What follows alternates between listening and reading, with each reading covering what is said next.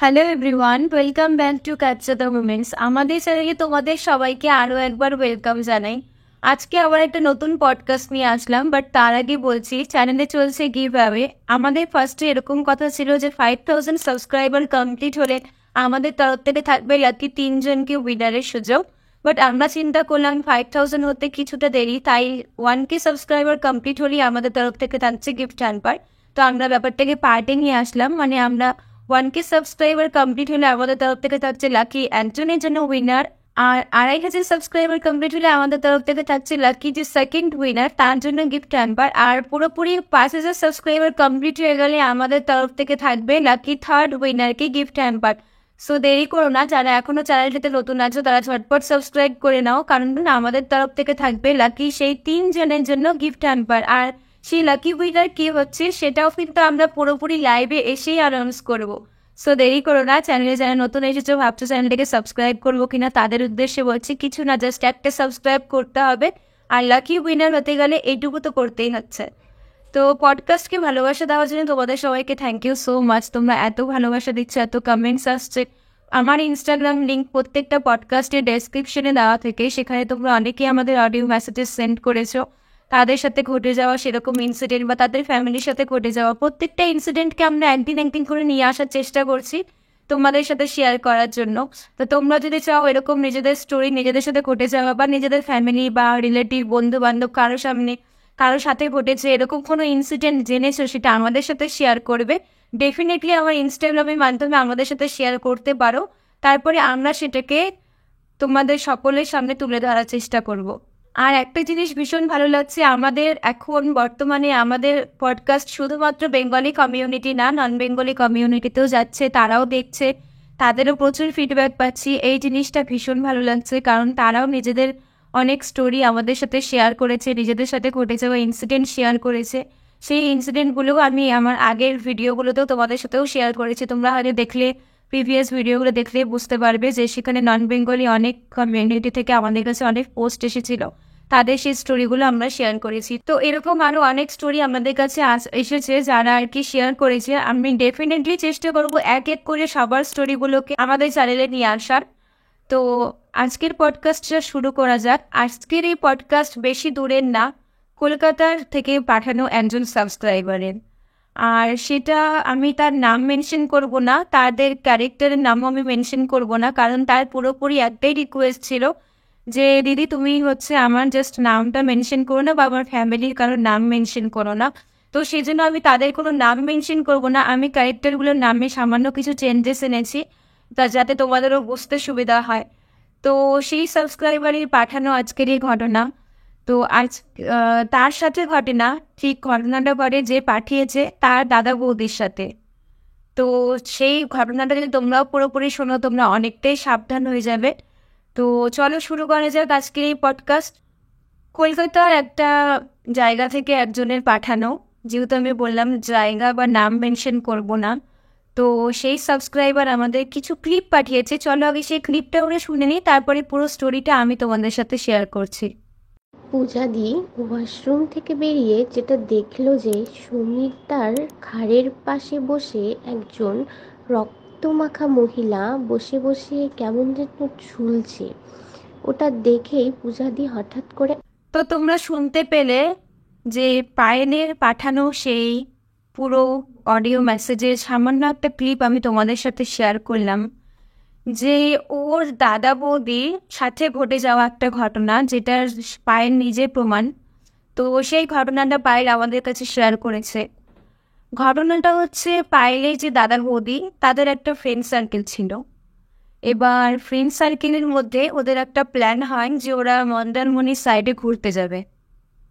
তো বাইরে যে দাদা বৌদি ছিল, দাদা ছিল রাজু আর যে বৌদি ছিল তার নাম ছিল জয়িতা। এবার রাজু আর জয়িতা ওরা প্ল্যান করে যে মন্দারমণির সাইডে ঘুরতে যাবে, যেরকমটা বেসিক্যালি হয়ে থাকে। দুর্গাপুজোর টাইমটা তো সকলের ছুটি থাকে, তো অনেক সময় কি হয়, অনেকেই চিন্তা করে যে পুজোর ওই লং টাইম ছুটিটা কাটাতে একটু বাইরে কোথাও ঘুরতে যাওয়াই যায়, কারণ প্রত্যেক বছর তো পুজোটা দেখাই হয়, কিন্তু পুজোর আগে পরে কিছুটা দিন তো ছুটি চলে। তো ওই রাজু তো রাজু আর জয়িতা প্ল্যান করে যে ওরা মন্দারমণি ঘুরতে যাবে। এবার তাদের সাথে জয়িতার আরও একটা বান্ধবী ছিল আর তার হাজবেন্ড ছিল, তারা দুজনেও যায়, মানে প্ল্যানে থাকে যে যে আমরাও যাব। আর রাজুর দুটো ব্যাচেলর বন্ধু ছিল, ব্যাচেলর না একজনের বিয়ে হয়ে যায় কিন্তু ও বলে যে ওর ফ্যামিলি নিয়ে যাবে না, তো ও আর ওর আরেক বন্ধু, তো তারা দুজনও যায়। এবার রাজুর যে দুজন বন্ধু ছিল, একজন ছিল আশিস আর একজন ছিল তমাই। আর জয়িতার যে বান্ধবী ছিল একজনের নাম ছিল পূজা, আর জয়িতার বান্ধবী যে পূজা তার হাজবেন্ড যে ছিল তার নাম ছিল সমীর। ওরা স্যাটারডেতে বেরিয়ে যায়, যেহেতু স্যাটারডের পরে সানডেটাও ছুটির টাইম থাকে, তো ওরা প্ল্যান করে যে দুদিনের একটা ট্রিপ হবে, মানডে ওরা ব্যাক করবে। সবাই মিলে প্ল্যান করলো, প্ল্যানের মতন করেই সবাই বেরিয়ে যায়। তো মন্দারমণি যেহেতু কলকাতার থেকে খুব বেশি একটু দূরে না, তো ওরা মোটামুটি একটু বেলা করেই বেরোয়, বেলা বলতে 9টা-10টার দিকে বেরোয়। তো বেরো ওরা ভাবে যে প্রথমে রুমে হোটেলটা নিয়ে নেবো, হোটেল নেওয়ার পরে তারপরে আমরা নিজেদের মতন লাঞ্চ টাঞ্চ করে একটু রেস্ট ফেস্ট নিয়ে তারপরে বিকেলের দিকে বেরোবো। আর সানডে তো থাকছেই সারাটা দিন কাটানোর জন্য। তো জয়িতা, রাজু, আশিস, তমাই, পূজা আর সমীর ওরা সবাই মিলে বেরিয়ে যায়। এবার মন্দারমণি যাওয়ার পরে ওরা বেশ একটু দূরে, একদম বিচের সাইডে ওরা পায়নি রুম, যেহেতু একটা সিজনের ব্যাপার চলছে, তো রুম পাওয়া একটু চট করে ইজিলি না, তো ওরা একটু দূরে একটা রুম মানে হোটেল বুক করে। তো এবার হোটেলে যাওয়ার পরে ওরা ফার্স্টে ভেবেছিল ফার্স্ট ফ্লোরেই নেবে রুম। তো আনফর্চুনেটলি কি হয়, ফার্স্ট ফ্লোরে রুম থাকে না, যেহেতু সানডে পরের দিন, তো অনেকেই ছুটি কাটাতে চলে এসেছিল, তো ওদেরকে সেকেন্ড ফ্লোর দেওয়া হয়। তো সেকেন্ড ফ্লোরে ওরা হচ্ছে 3টা রুম নিয়েছিল। একটা হচ্ছে রা- একটা হচ্ছে জয়িতা রাজু নিয়েছিল, একটা নিয়েছিল পূজা সমীর, আর একটা রুমে নিয়েছিল আশিস আর তমাল। তো সেকেন্ড ফ্লোরে যাওয়ার পর ওরা একটা জিনিস লক্ষ্য করে যে ওখানে বাকি রুমগুলো কিন্তু খালি ছিল, মানে মোটামুটি ওখানে 8-9টা রুম, তার মধ্যে 3টে রুম ওরা নেয়, বাকি রুমে কেউ ছিল না এই ফ্লোরে, পুরো ফ্লোর খালি। তো ঠিক আছে, নর্মালভাবে ওরা হোটেলে ওঠে, উঠে ফ্রেশ ট্রেশ হয়, হয়ে খাওয়া দাওয়া করে, একসাথে একটাই রুমে খাওয়া দাওয়া করে, করার পরে কিছু সময় আড্ডা মারে, তারপরে ওরা চিন্তা করে যে একটু রেস্ট নিয়ে নিই যে যার মতন, তারপরে আমরা হচ্ছে বিকেলের দিকে বেরোবো। তো সবাই যে যার মতো রুমে চলে যায় রেস্ট করতে। এবার ওদের পুরো 6 জনের গ্রুপটার মধ্যে তমান যে ছিল, তমান একটু ওর মানে কোনো জিনিস, কোনো নেগেটিভ কিছু বা কোনো পজিটিভ, মানে কোনো কিছুই ও আগে বুঝতে পারতো, তো ওর সিক্স সেন্সটা একটু স্ট্রং ছিল। তো এবার তমান রুমে চলে আসে ওরা, আর আসার পরে রুমে শুয়ে আছে। তো হঠাৎ করে আশিস, প্রায় একটু চোখ লেগে যায় আশিসে, আর তমান ফোন চালাচ্ছিল শুয়ে শুয়ে। তো হঠাৎ করে তমান বুঝতে পারে যে ভোল্টেজ রুমের মধ্যে আপ ডাউন হচ্ছে। ভোল্টেজ আপ ডাউন হচ্ছে বলতে ফ্যানটা কখনো স্পিড বাড়ছে কখনো কমছে এরকম। তো তমান ভাবলো ঠিক আছে, ইলেকট্রিক্যাল প্রবলেম, তো অত গায়ে লাগায় না।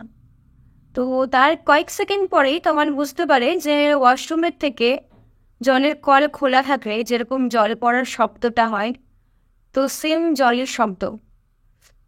তো তমান তখন আশিসকে ডাকে, বলে যে তুই কি রুমে ওয়াশরুমে গেছিলি, কল খোলা রেখে আসছিস? তো আশিস বলে যে আমি তো ওয়াশরুমে যাইনি, আমি তো খাওয়া দাওয়া করে সোজা রুমে বিছানায় চলে আসলাম, আমি তো ওয়াশরুমে যাইনি।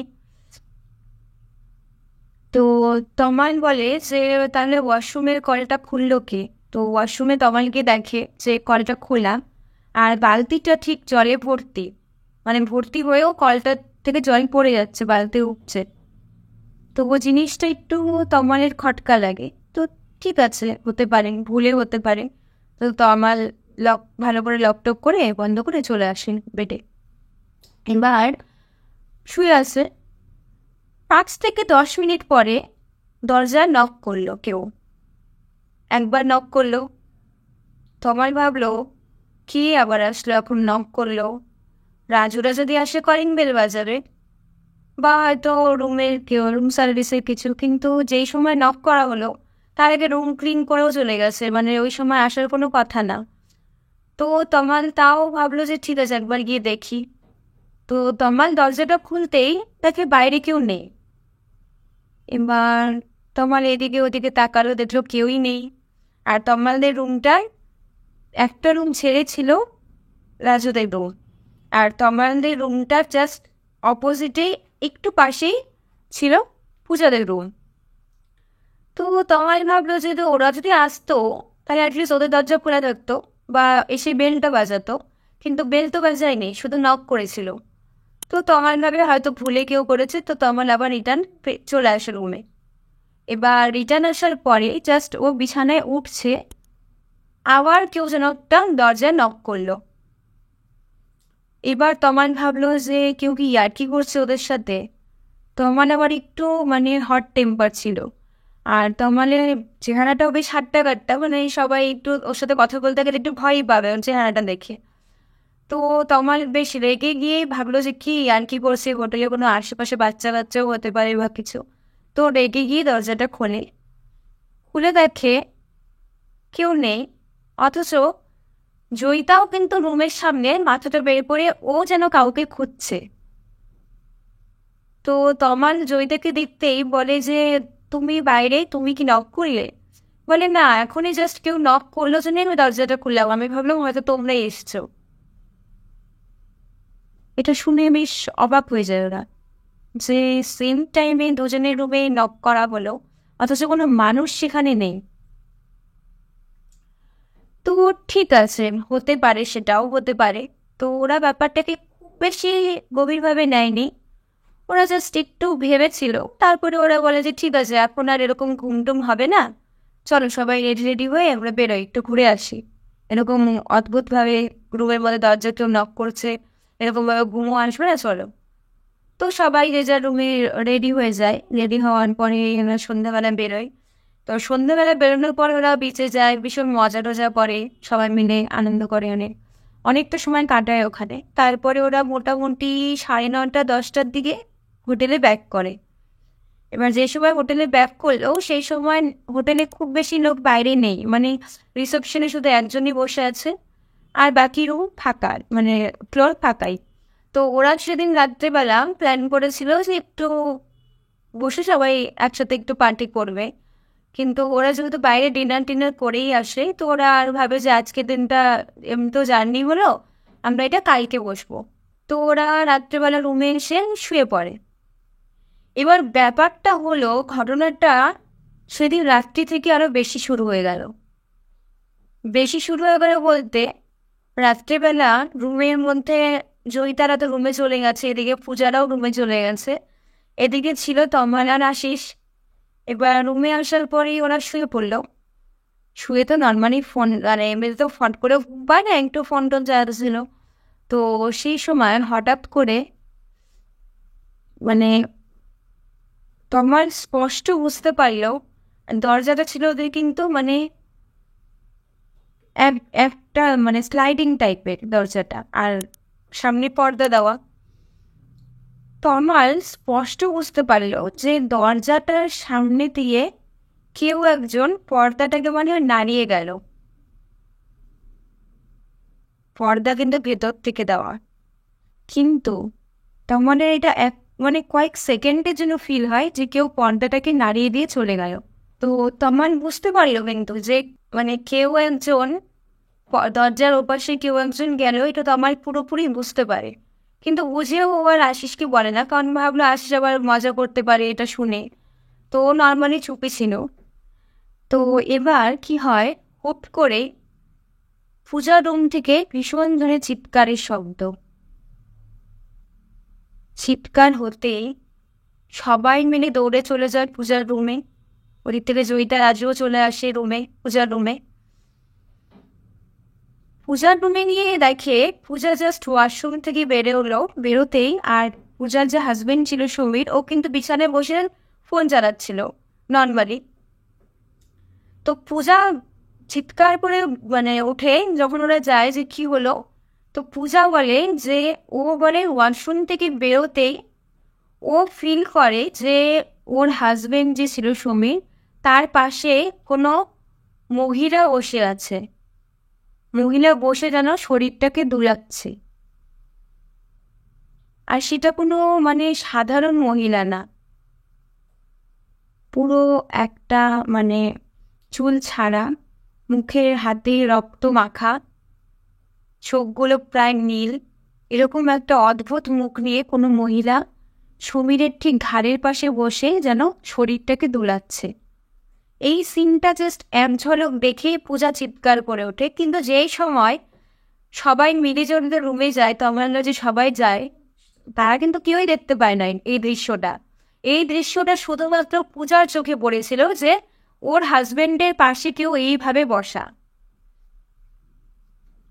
ঠিক আছে, ওরকম একটা ব্যাপার অবভিয়াসলি সবার মনে একটা ভয় চলে আসে। আর যেরকমটা বললাম, তার আগেই তমাল বুঝতে পারে যে ওদের রুমের সামনে দিয়ে কেউ একজন পর্দাটা নাড়িয়ে গেল।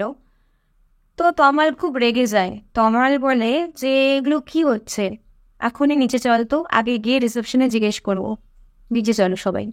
তো সবাই মিলে নিচে যায়। যেই সময় ওরা উপরে ওঠে সেই সময় তো মানে বললামই খালি ছিল, কিন্তু রিসেপশনে একজন ছিল, সেটা কিন্তু ম্যানেজার ছিল না, একজন কর্মচারী ওখানকার রিসেপশনেই ছিল। এবার সবাই মিলে যায়। যাওয়ার পরে তমাল তো ভীষণ রেগে গিয়ে ওনাকে বলে যে তোমাদের ম্যানেজার কোথায়। তো উনি বলেন যে ম্যানেজার তো এই মুহূর্তে নেই, কি সমস্যা আমাকে বলুন। এবার তমালের সবাই বলে যে আমরা যেদিন থেকে, আমরা কালকের থেকে রুমে, কালকে তো না, আমরা যখন থেকে রুমে এসেছি, রুমে বেশ অদ্ভুত অদ্ভুত কাজকর্ম চলে যাচ্ছে। কখনো ফ্যান জোরে চলছে, কখনো কমে যাচ্ছে ফ্যান, কখনো জলের বালতি পড়ে যাচ্ছে অথচ বাথরুমে কেউ যায়নি, কখনো বা দরজার সামনে থেকে কেউ নক করে চলে যাচ্ছে, বাইরে যেই খুলি দেখি কেউ নেই। এগুলো কি হচ্ছে আমাদের সাথে?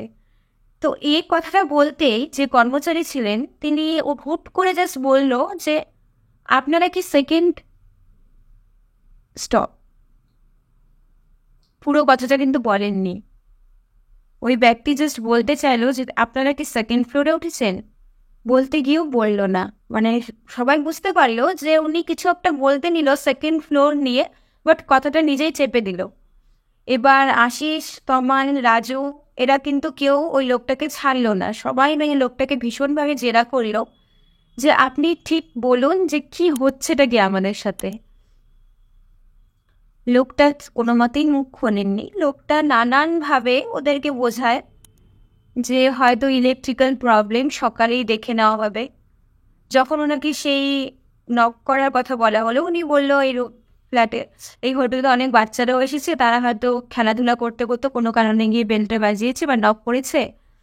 মানে লোকটা জাস্ট এক্সকিউজ দিয়ে গেল, বাট কোনো রিজন কিন্তু বললো না যে সেকেন্ড ফ্লোর নিয়ে উনি ঠিক কী বলতে চাইছেন, সেটা বললো না।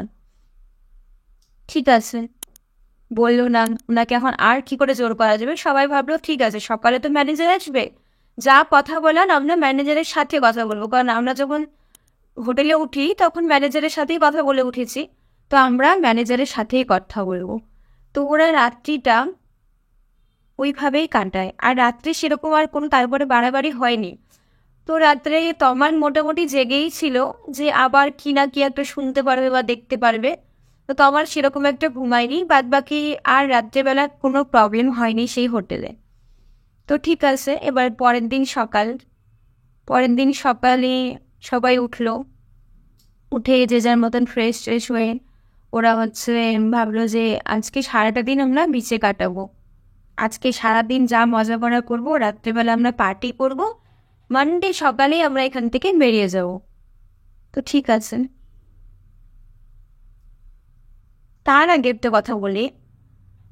যখনই তার আগের দিন রাত্রে যখন এই ইনসিডেন্টটা হয়, আমি তো বললাম তমাল একটু বরাবরই একটু মানে হট টেম্পার। তমাল হুট করেই বলেছিল যে ওরা হোটেলটা চেঞ্জ করে নেবে। তারপরে সবাই ওদেরকে বললো তমালকে যে একটা রাত্রি তো ব্যাপার। আর আর যেহেতু ওরা ওরকম সিজন টাইমে গিয়েছে, সমস্ত হোটেল ওই টাইমে বুক, তার মধ্যে সানডে পড়েছে পরের দিন, তো সেরকম একটা ভাবে হোটেল আশেপাশে হুট করে পাওয়া যাবে না।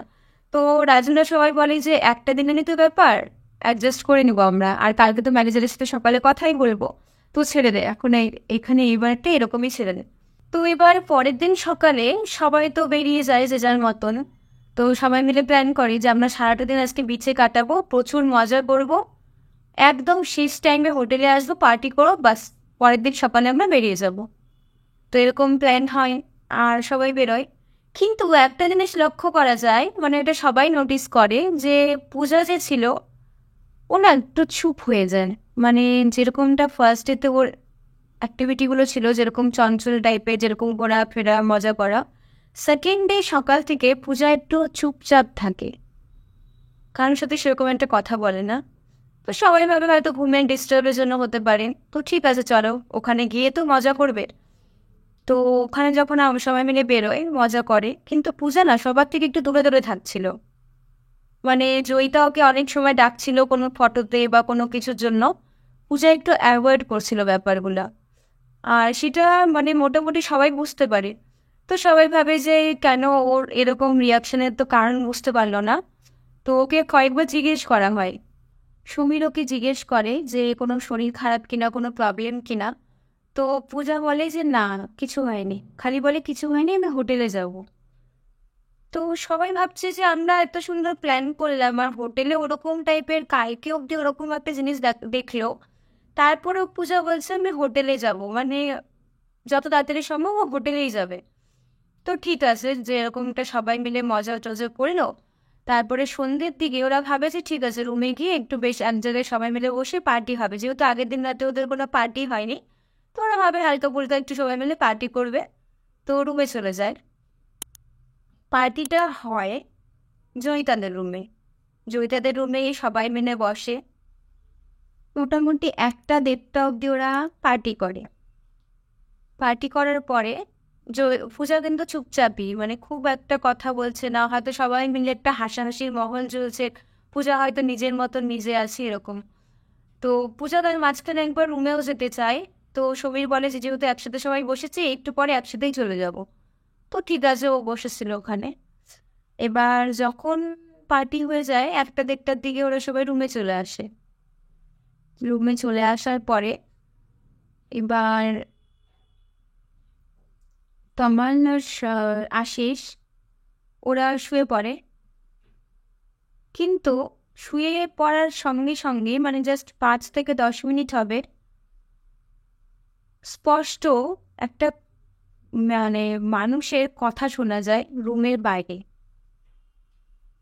মানে কেউ যেন ঠিক তমাল দিয়ে দরজার সামনে দাঁড়িয়ে কারোর সামনেই কথা বলছে, সেটা ফোনে বা সামনে, কিন্তু কোনো একটা মহিলা। তমাল অত একটা তো বললামই ধ্যান দেয়নি, মানে আশিস অত একটা ধ্যান দেয়নি, কিন্তু তমাল ও বুঝতে পারে যে কেউ একজন ওখানে কথা বলছে দাঁড়িয়ে। তো তমাল একটু সাহস নিয়ে দরজার কাছে আগান, যে একটু কানটা লাগিয়ে শুনবে যে ঠিক কি কথা বলছে। তো সেখানে ওই মহিলা, মানে যেহেতু কাচের দরজা ছিল আমি বললামই যে একটা ছায়া পড়ছিল, বোঝা যাচ্ছিল যে একজন মহিলা আছে, ফোনে কাউকে বলছে যে আমি নিজে চোখে দেখেছি, সেটা আমি মানতে পারছি না, আমি নিজেকে শেষ করে দেব। শুধু এতটুকুই কথা ওই মহিলা কোনো 4 থেকে 5 বার রিপিট করে যাচ্ছে যে আমি নিজে চোখে দেখেছি, আমি মানতে পারছি না, আমি মরে যাব, আমি নিজেকে শেষ করে ফেলব। এটা শুনে তোমার মানে স্বাভাবিক ঘাবড়ে যায়, ভীষণ ভয় পেয়ে যায় যে এরকম কানের পাশে কেউ দাঁড়িয়ে কথা বলছে, মানে ব্যাপারটা ভীষণ আশ্চর্যজনক মনে হয়। তো এবার সঙ্গে সঙ্গে তমাল রাজুকে ফোন করে। এদিকে পূজা আর সমীর যে ছিল, পূজা রুমে যাওয়ার পর থেকে সমীরের সাথে বেশ অদ্ভুত ব্যবহার শুরু করে দিয়েছে, কিন্তু সমীর তখনও সেটা জানায়নি। কিন্তু মানে রীতিমতো পূজা সমীরের উপর ভীষণ একটা রাগ নিয়ে কথা বলছে, রেগে যাচ্ছে বারবার। আর সমীর বুঝতে পারছে না যে সমীরের সাথে ঠিক এরকম কেন করছে পূজা। তো তমাল যখন রাজুকে ফোন করে যে ঠিক মানে কি হলো, এরকম একটা ঘটনা আমি এরকম শুনলাম, কেউ আমার দরজার সামনে কথা বলছে, তুই একটু দেখ তো তোর মানে আমার তোর দরজাটা খুলে যে কাউকে দেখতে পাস কিনা। তো রাজু দরজাটা খুলে দেখে বাইরে কেউ নেই। তো তমালকে বলে তুই বেরো, আজকে যা কথা বলার আমরা আজকেই ফাইনালি ম্যানেজারের সাথে কথা বলবো। এবার ম্যানেজারের সাথে কথা বলার জন্য নিচে যাওয়া হয়, কিন্তু রিসেপশন পুরো ফাঁকা। তখন রাত মোটামুটি 1:45 হবে, রিসেপশন ফাঁকা, কেউ নেই রিসেপশনে। আর জয়িতা যে ছিল, সে তো পূজার ওরকম অ্যাক্টিভিটিগুলো দেখে ভীষণ ভয় পেয়ে যায়। ও খালি বলতে থাকে যে আমি আজকে তো এই হোটেলে আর থাকছি না। কারণ জয়িতা মানে নিজের একটা বান্ধবী হয় না, যে সবসময় যাকে দেখছে একরকম, কিন্তু ওর অ্যাক্টিভিটিগুলো এতটা চেঞ্জেস, রাতারাতি চেঞ্জ হয়ে গেল। তো জয়িতার মনে ভীষণভাবে এফেক্ট পড়ে সেটা। তো জয়িতা বারবার বলতে থাকে যে আমি আজকে আর হোটেলে থাকতে পারবো না। এদিকে পূজা তো কোনো কিছুই শুনছে না, ও তো নিজের ধুনেই আছে। এদিকে সমীরের সাথে তো রীতিমতন রাগারাগি একটা। তো ওরা সবাই মিলে প্ল্যান করে যে ওরা হোটেলে সেদিন রাত্রে থাকবে না, ওরা হোটেল থেকে বেরিয়ে যাবে। এবার সবার মধ্যে তমাল আর যে আশিস ছিল, ওরা কিন্তু বাইক নিয়ে গিয়েছিল। যেহেতু আমি বললাম কলকাতা থেকে মন্দারমণি খুব বেশি ডিস্টেন্স না, তো ওরা বাইক নিয়ে গিয়েছিল। তো ওরা বলে যেহেতু আমরা 6 জন আছি, তো চলে দুটো বাইকে আমরা অ্যাডজাস্ট করে রাত্রিটা অ্যাটলিস্ট আমরা এদিক সেদিক ঘুরে ঘুরে কাটাই। একটু ভোর হলে আমরা হোটেলে ব্যাক করব, ততক্ষণে তো ম্যানেজার বা রিসেপশনিস্ট যে আছে সে তো চলে আসবে। তারপরে আমরা কথা বলে রুম ছেড়ে নেব, আর কি আছে না আছে আমরা তখনই শুনে নেব। তো ওরা সারা রাত সেদিন বাইরে ছিল। এক তো পূজা সেই রুম থেকে কিছুতেই বেরোবে না, ওকে রীতিমাত্র টেনে হেঁচড়ে নিয়ে যাওয়া হয়। কারণ ওর মধ্যে একটা এমন মানে ব্যাপার কাজ করছিল যে ও হোটেলেই শান্তি পাচ্ছে, হোটেল থেকেও বেরোতে যাচ্ছে না। সুমিরও এই ব্যাপারটাতে একটু অদ্ভুত ফিল করে যে স্বাভাবিক, ওর ওয়াইফ একজন সুস্থ মানুষ রাতারাতি এরকম অসুস্থ হয়ে যায়। তো ব্যাপারটা সবার কাছে একটা টেনশনে দাঁড়ায়। তো এবার সবাই মিলে ওরা রাত্রেবেলা বেরিয়ে যায়, এমনি রাস্তাঘাটে ঘুরতে, যে রাত্রিটা আমরা এইভাবে আজকে ঘুরে কাটাই, ভোর হতে আমরা হোটেলে ব্যাক করব। তো এবার যখন ওরা ভোরবেলা হোটেলে ব্যাক করলো, ততক্ষণই ম্যানেজার চলে এসছে। তো ম্যানেজারকে বলা হলো পুরো সমস্ত বিষয়টা, ডে 1 থেকে ওদের সাথে কি হচ্ছে না হচ্ছে, দুপুরে কি হলো, রাত্রে কি হলো, ইভেন পরের দিন কি হলো, ইভেন পূজার সাথে যেরকমভাবে পূজার মধ্যে যে চেঞ্জেসগুলো দেখা যাচ্ছিল, যেরকম অ্যাক্টিভিটিগুলো পূজার মধ্যে দেখা যাচ্ছিল, সমস্তটা ম্যানেজারকে জানানো হয়। ম্যানেজার ঘাবড়ে গেলেও নিজের মুখ খুলতে চান না।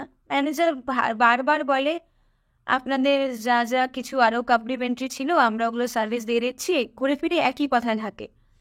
ওরা ভীষণ রেগে যায় যে আমাদের এখানে আমরা রাত্রে ঘুমোতে পারলাম না, আমরা ঠিকমতো খেতে পারলাম না, ঠিকমতো ঘুরতে পারলাম না, একটা মনের মধ্যে টেনশন, একজন তো অসুস্থ হয়ে গেল, আর আপনি বলছেন কমপ্লিমেন্টারি কী আছে না আছে আপনি দিচ্ছেন। তো এই কথাটা নিয়ে ওখানে অনেকটা সময় ওদের মধ্যে তর্ক বিতর্ক হলো। কিন্তু তর্ক বিতর্ক হওয়ার পরেও ম্যানেজার কিন্তু কিছু জানাতে চাইলো না আর কি। এবার জানাতে চাইলো না, তো ঠিক আছে, ওরা রুম ছেড়ে দিল। রুম ছেড়ে দিয়ে ভোরের দিকে ওরা ব্যাক করলো কলকাতা।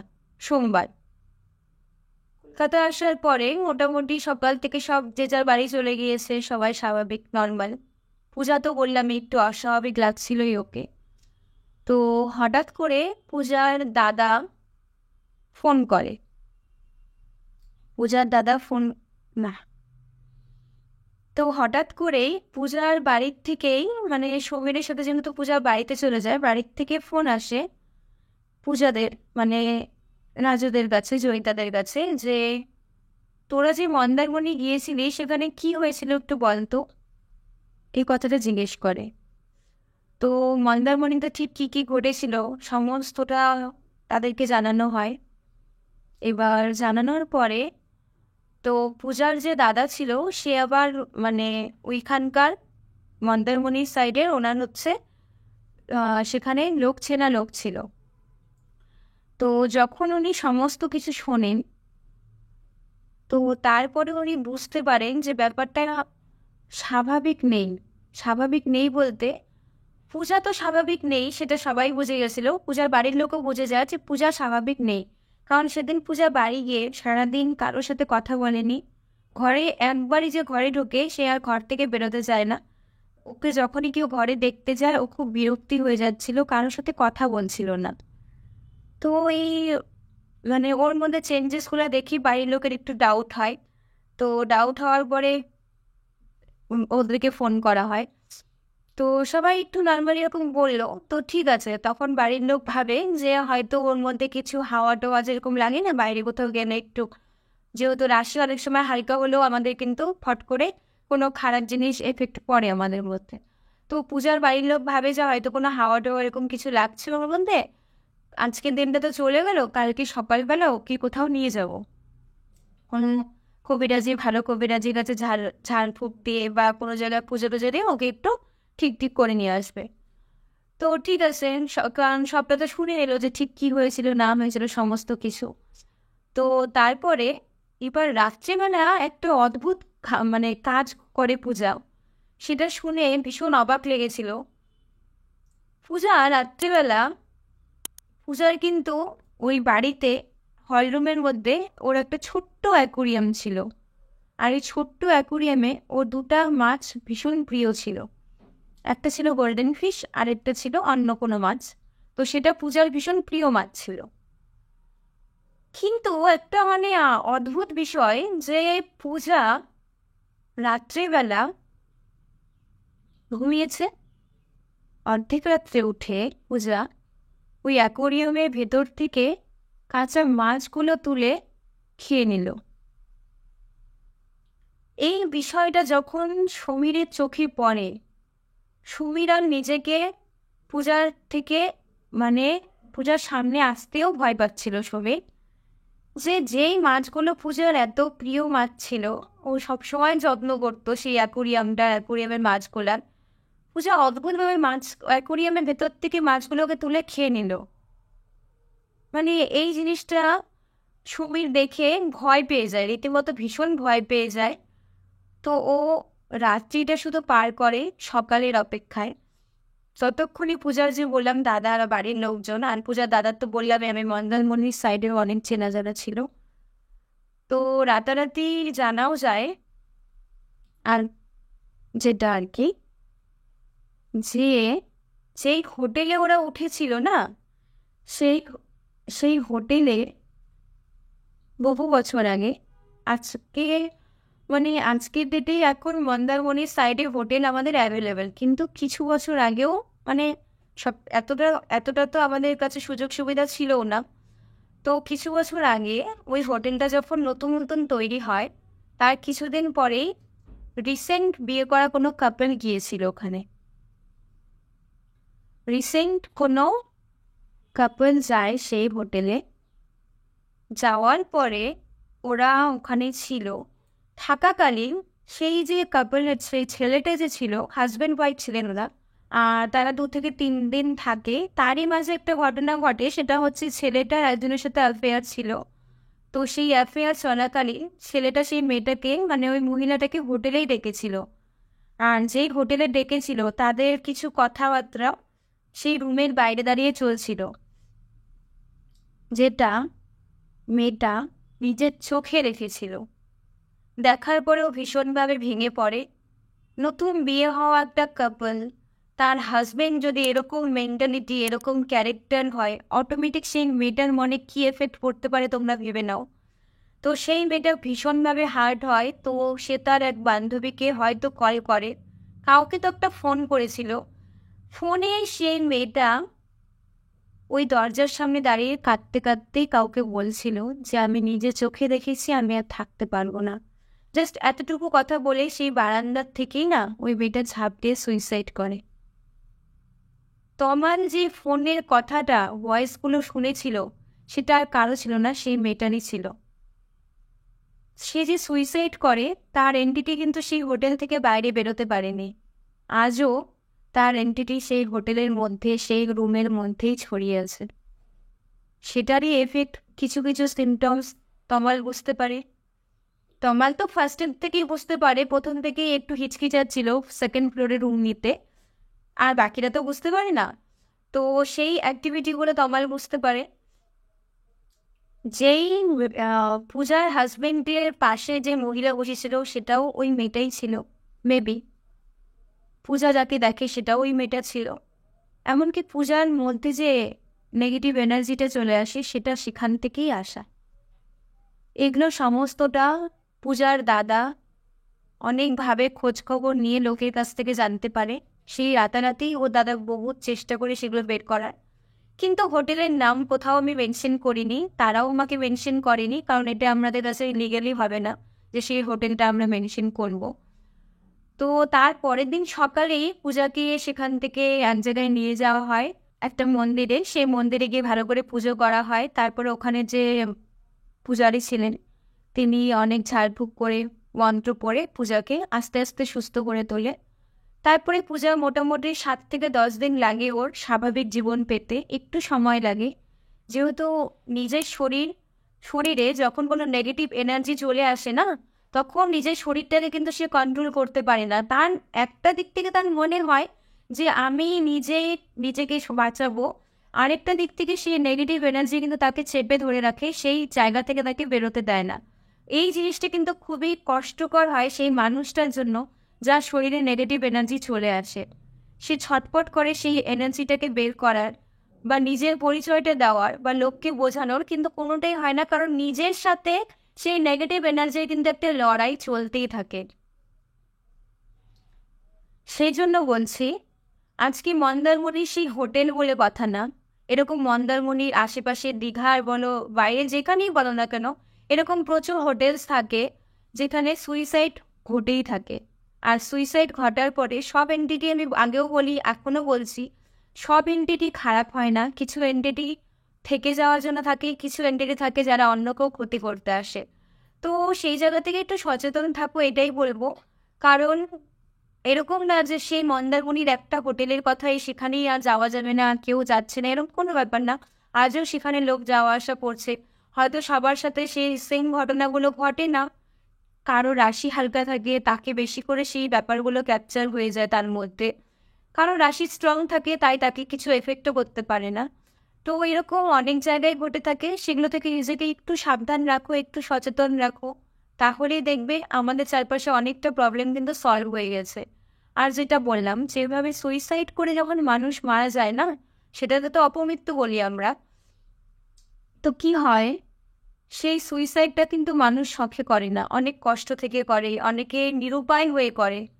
কিন্তু সঠিকভাবে সেই সমস্যাটা যখন মানুষটা ফেস করে, বারবার বলি আমি সে কথাটা, যে চেষ্টা করো সেটাকে সমস্যাটাকে সমাধান করার। হয়তো সে চলে যাচ্ছে, তার আশেপাশের মানুষগুলো কিন্তু সে মুক্তি দিচ্ছে না। সুইসাইড করলে সেই মানুষটা হয়তো ভাবে আমি মুক্তি পেয়ে গেলাম, সে তো মুক্তি পায় না। আর তার বাড়ির লোক, তার আশেপাশের লোকজন, তারাও যেন সেই একটা গণ্ডির মধ্যে পড়ে থাকে, ওখান থেকে তারাও কিন্তু আর সহজে বেরোতে পারে না। তো চেষ্টা করবে সেই সমস্যাগুলোকে ধীরে ধীরে সমাধান করার। সুইসাইড কখনোই কোনো সমাধান না নিজেকে বাঁচানোর। নিজেকে বাঁচাতে হলে সেই সময়ের সাথে, সেই সিচুয়েশনের সাথে আমাদের প্রত্যেকেই লড়াই করে সেখান থেকে বেঁচে ফিরতে হবে। এটাই জীবন, এটাই যুদ্ধ, এটাই সব কিছু। তো পায়েলের পাঠানো সেই স্টোরি, পায়েলের দাদা বৌদির সাথে, তাদের চোখের সামনে তাদের বান্ধবীর সাথে ঘটে যাওয়া সেই স্টোরি আমি তোমাদের সাথে শেয়ার করলাম। এই পুরো ঘটনাটা শুনে তোমাদের কি মতামত সেটাও কমেন্টে জানাতে পারো। তোমরাও যদি নিজেদের এরকম কোনো স্টোরি আমাদের সাথে শেয়ার করতে চাও, ডেফিনেটলি শেয়ার করতে পারো। আমাদের প্রত্যেকটা পডকাস্টের ডেসক্রিপশনে আমাদের ইনস্টাগ্রামের লিঙ্ক দেওয়া থাকে, তোমরা ওখানে গিয়ে আমাদেরকে নিজেদের ভয়েস, নিজেদের স্টোরি, নিজেদের সাথে ঘটে যাওয়া সেই ইনসিডেন্ট আমাদের সাথে শেয়ার করতে পারো। আমরা পুরোপুরি চেষ্টা করব তোমাদের সেই ঘটনাকে আমাদের চ্যানেলে নিয়ে এসে তুলে ধরতে। তো এরকমই পডকাস্ট আরও দেখতে, এরকম আমাদের প্রচুর আপডেটস পেতে তোমাদের জাস্ট একটা সাবস্ক্রাইব করতে হবে। আর সেই সাবস্ক্রাইবে শুধু থামছি না আমরা, সেখানেও আমরা রাখছি 1K সাবস্ক্রাইবার কমপ্লিট হলে আমাদের তরফ থেকে গিফট হ্যাম্পার লাকি সেই উইনারের জন্য। সো দেরি করো না, যারা চ্যানেলে নতুন এসেছো ঝটপট চ্যানেলটিকে সাবস্ক্রাইব করে নাও। আবার আসবো এরকমই নতুন কোনো পডকাস্ট দিয়ে। সবাই ভালো থেকো, চলো বাই।